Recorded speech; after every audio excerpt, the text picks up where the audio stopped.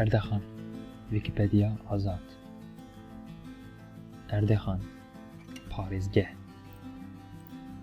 Parêzgeha Erdehanê bi Tirkî Ardahan parêzgeheke di sînorên Bakurê Kurdistanê de ye. Li vê parêzgehê piranî Kurd dijîn, lê dewleta Tirkî gelheyê Tirk hanî vira û sedemê Tirk vira vê sedemê Tirk jî vê parêzgehê hene. Navçe Erdehan An Erdehan Ardahan 40,406 kesan Golan Surzunan Xanek Damal Hosof Dîrok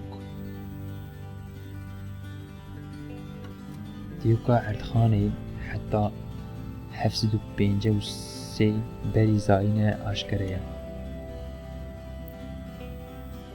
Keyserê Urartuyan Sartur ev herêm kiriye bin desthilatdariya xwe.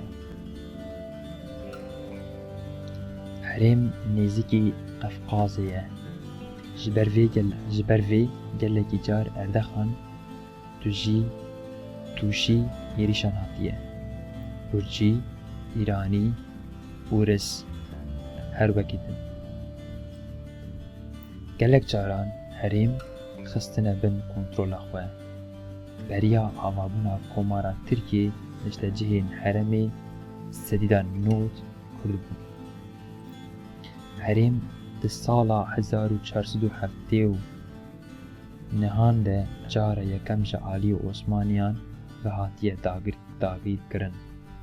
Osmaniyan Misilman û Tirkên Asyayê navîn anîne li vir biçî kirine. Lê herdem hejmara Kurdan zêdetir bûye. Di sala 1855 de dewleta Osmanî zagonek derxistiye û dest daye ser hemû milkên Ermeniyan.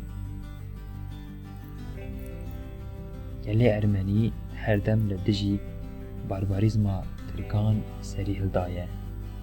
Bi terteleya filehan de bi tevayî Ermeniyan herêma hatin qirkirin û koçberkirin. Herêm gelekî caran bûye qada şerrê Ermenî û Tirkan, Osmanî û Ûrisan, Osmanî û Gurciyan, Osmanî û Îraniyan û Kurd û Tirkan. Li serhildana agiriyê de Kurdên herêmê alîkariyeke mezin dane İhsan Nûrî Paşa. Heta sala 1923 Erdehan herdem bûye kelema pêşçavên Tirkan.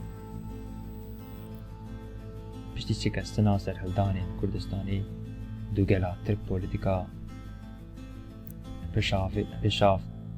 pişav dine asimilasyon. Bi xurtî meşandin û Erdehanê jî ji vê polîtikayê para xwe girt. Nüfusa navenda Erdehanê 40,875 e. Bi tevî navçe û gundên xwe hejmara niştecihên Erdehanê 137,300 e.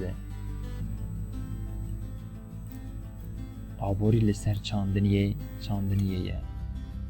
Hilberîna bên Menêr, xwedîkirina Mozingiv navdar e. Sîdî heftê ji gel li gundên dijî û radeya pirbûna nüfusê pir kêm e. Niştecihên herêmê bi kurmancî de axivin. Her wekî terekeme Azerî û pir hindik Gurcî û hecem jî hene.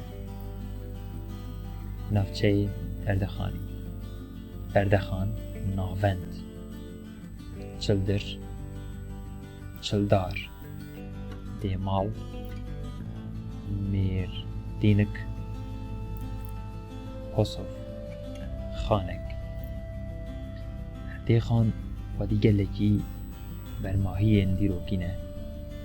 Dêrên filehan yên ku hatine xwexandin kelheyên Urartuyan pire xanî pire کانی هەوەکی دەن گەلەکەن. ناودەرێن بەردەخانێ ئاکیف یڵماس. دەمۆگرافی نشتەجێن پارێزگەهی. لەوێ پارێزگەهی پڕانی کوردژین لێ هەنێک گوند و تاخێن ترکان jî hene.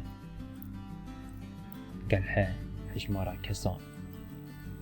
Gelheya parêzgeha di sala 2014 de 100,809 sedê bekarî gelheya parêzgehê tim dadikeve.